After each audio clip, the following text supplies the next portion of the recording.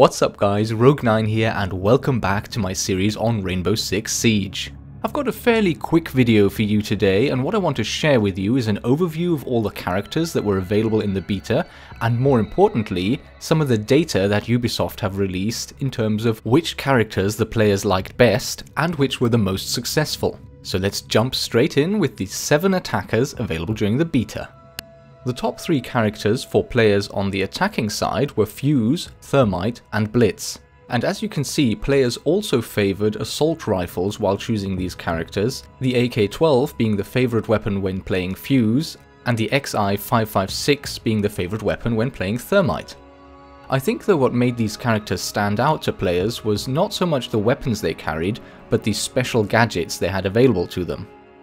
Fuse's cluster charge can be a great asset when you're facing multiple enemies holed up in a small area.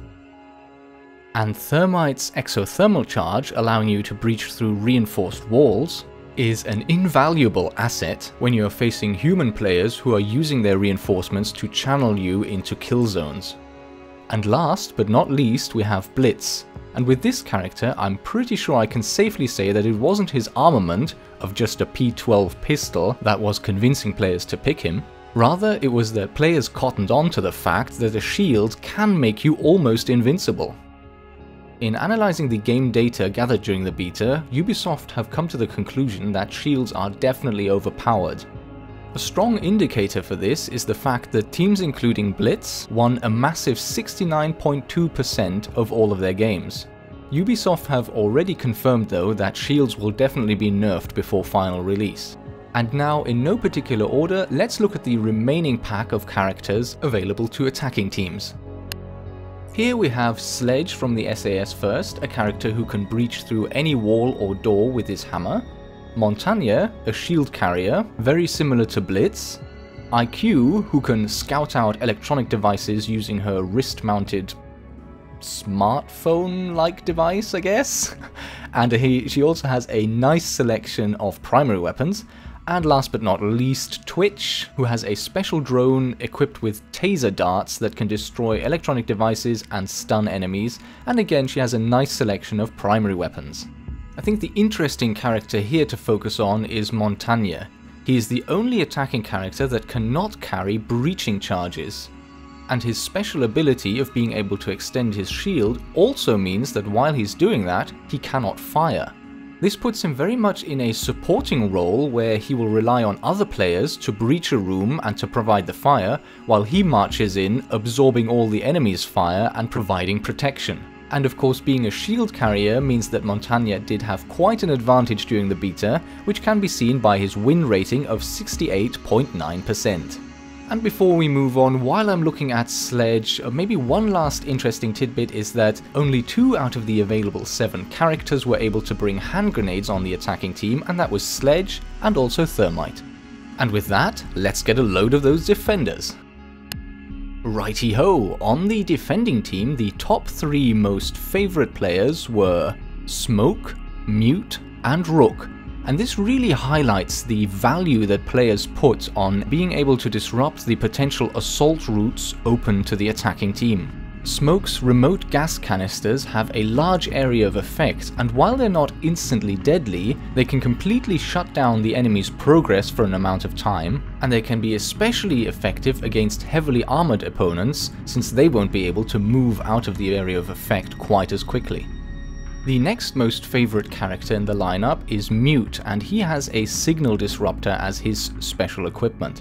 This is a great tool for defending potential breach points, since the attackers won't be able to set off any breaching charges within the radius of the disruptor. This makes the device especially useful when protecting reinforced walls, since the only way to breach those is with Thermite's exothermic charges, and they can't be detonated. With some clever placing of wall reinforcements and signal disruptors, you can essentially create impenetrable barriers. Rook's unique ability is to drop an armor pack which his teammates can use to reinforce their body armor. This might seem like a fairly generic ability, but it is nevertheless very useful, since being able to withstand just 1 or 2 extra hits can mean the difference between life and death. As I highlighted in my guide to the SMGs available in the game, Smoke's FMG9 is a pretty crap weapon, so I'm not surprised that players favoured the shotgun. And as also highlighted in my other video, I personally like the MP5s the most, and this is something that most of the other players seem to have agreed with. As you can see, the most favoured weapons for both Mute and Rook were the MP5 variants.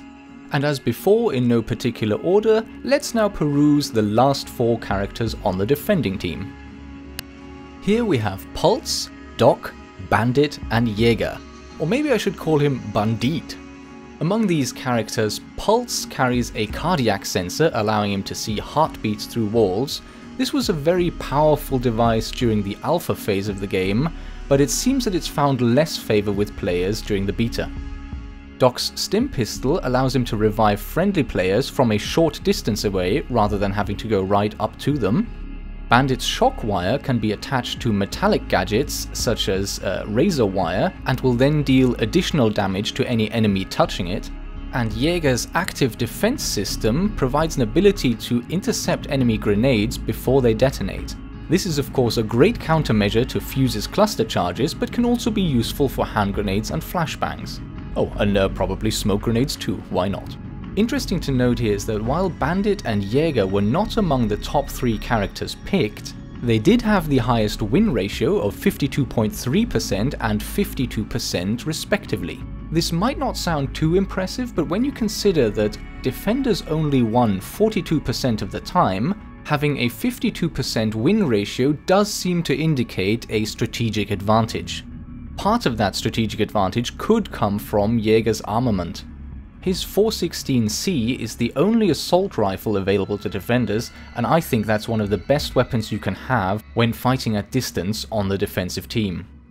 So I hope these insights have been interesting for you, and do keep in mind that Ubisoft will in fact be using this exact data to rebalance the game prior to launch. So there is no guarantee that the best characters during the beta will also be the best characters in the final version of the game.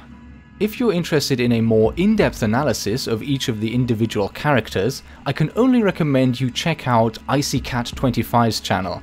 His character profile videos give a great insight into the strengths and weaknesses of each character and how best to use them in cooperation with other characters on the team. For your convenience, I've put a link to this channel in the description of the video. If you found these stats amusing, go ahead and give the video a like. Although come to think of it, stats are really more informative than amusing. Yeah, I think I'm going to stick with informative, so like if you found them informative.